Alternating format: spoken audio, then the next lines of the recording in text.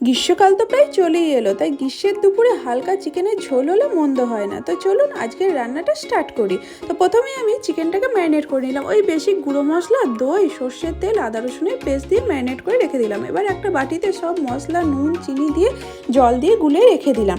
এবার তেল গরম হলে আলুটাকে নুন হলুদ দিয়ে মাখিয়ে ভাজতে দিলাম। ভাজা হয়ে গেলে ওই তেলেই গোটা গরম মশলা, শুকনো লঙ্কা, তেজপাতা দিয়ে একটু নেড়ে পেঁয়াজ কুচি, টমেটো কুচি, কাঁচা লঙ্কা দিয়ে ভালো করে নাড়বো।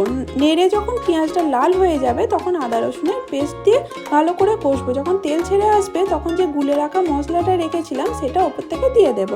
এবার ভালো করে কষবো। ওপর থেকে যখন তেলটা ভেসে উঠবে তখন ম্যারিনেট করা চিকেনটা দিয়ে ভালো করে কষবো। কষানো হয়ে গেলে ওপর থেকে আলুগুলো দিয়ে দেবো। এবার চাপা দিয়ে সেদ্ধ হতে দেবো। সেদ্ধ হয়ে গেলে ওপর থেকে ধনেপাতা কুচি ছড়িয়ে গরম গরম পরিবেশন করব। আপনাদের কেমন লাগলো অবশ্যই জানাবেন।